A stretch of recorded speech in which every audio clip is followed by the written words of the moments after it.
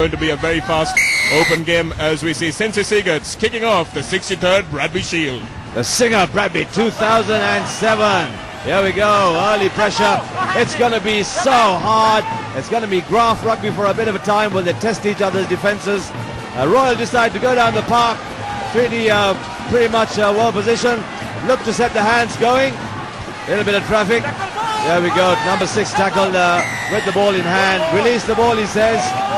Milinda Gunawardene, a colorsman there, receiving the pass from the fullback Lasant Samarasekara, but not able to release the ball there on that occasion, and referee Fernando giving a 10-meter Tell him, boys, immediately. Fantastic Fernando, I want the ball on the ground immediately. Nobody's there to throw the ball. Tell your boys, next time, number 2, Captain, next time you do it, on the bin. Very clear advice from the referee. Nice to hear. That's what referees have to do, Ashanaka. Tell the players what they've done wrong.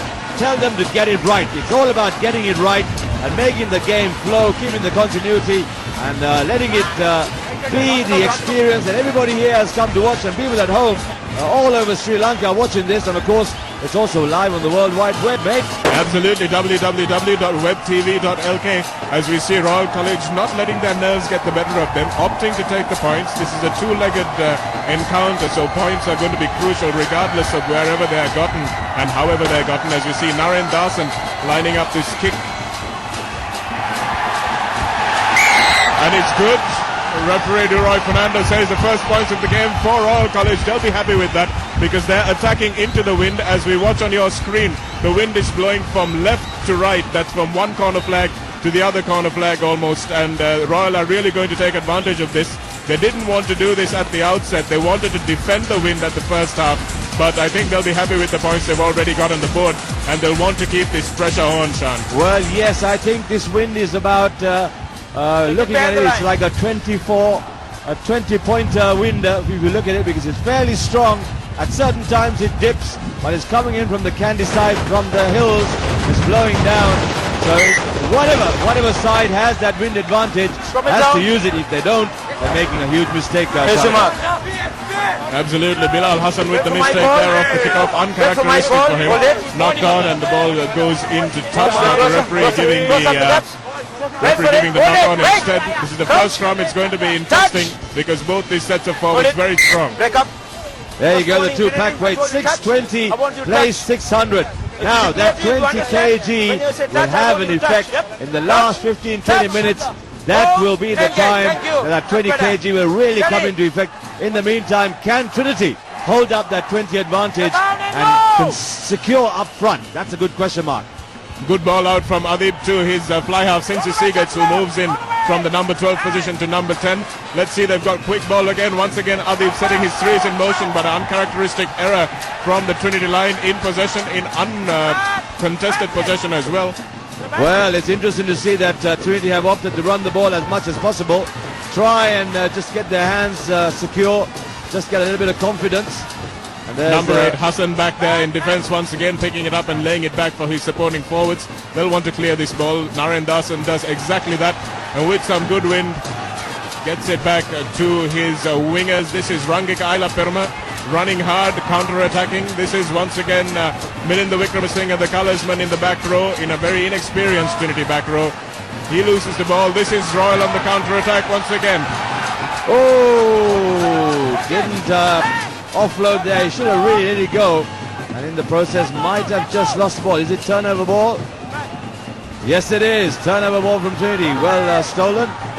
So interesting time here. Both teams just testing each other's defenses, trying to see if they can set up. I know Trinity for a fact like to play format rugby.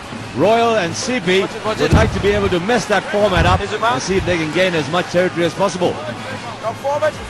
This is the replay that we're seeing here. Bilal Hassan putting some real pressure on Adib Hamid, the scrum half for Trinity College, but there was a knock-on before that. Steady, stay there, don't shout till the ball is in, don't try to be left. Good looking chap. Touch! Plenty of colour in the stands, absolutely great atmosphere, and I'll tell you, no shortage of passion in the middle. That's what it's all about. The 63rd Singer Bradby. Oh, good defence there by the Royal wing three-quarter, coming up really fast and getting the number 8 break down very, very quickly. This is Adib once again with the ball. Cincy Seagards sends it out once again to his forwards. take the first hit up the middle, but they haven't crossed the gain line. This is big prop forward trying to take the ball up, but making no headway. And there's the little man trying to get through the heavier slot. Not a very wise move by the scrum half. And also you saw that line, Sharnax, very static, very static. When the big man got the ball, he was almost walking. But here you are, good hands. Very quick, good hands by Trinity, but this is Rangikaila Peruma once again flirting with the touchline there, but Royal, good defense. There we go. They just need to get motoring. Oh, not a very good kick. It's pretty gone. It's gone almost horizontal. Idris Omar going up for the ball there with the Royal centre.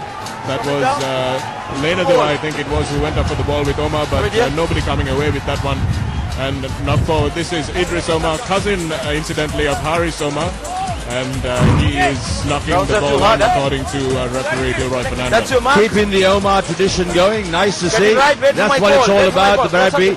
It's about generations, it's about sportsmanship, it's about tradition. And that's what you need to protect and fight to protect if you have to. Let's see if Royal can now secure some good ball. Running the short side, very rare to see. Little punt. Nice bit of work there.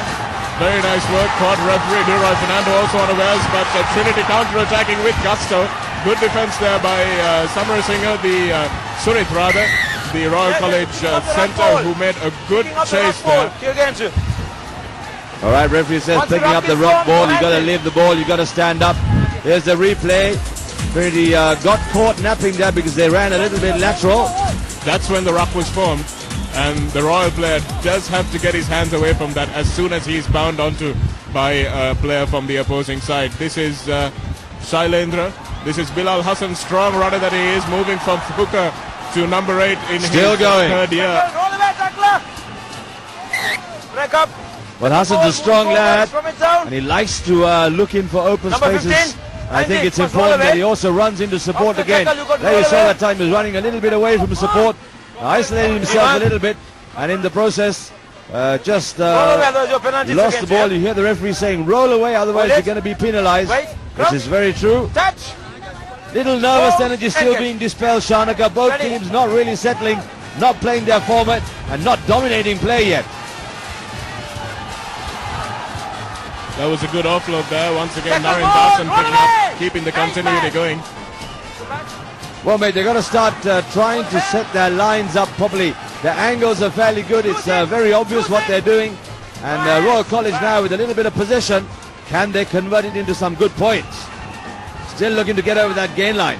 Lenadu coming back in on the angle once again. He really had no options outside him because the ball was slow coming from that ruck. This ball is a little bit quicker. No, it isn't.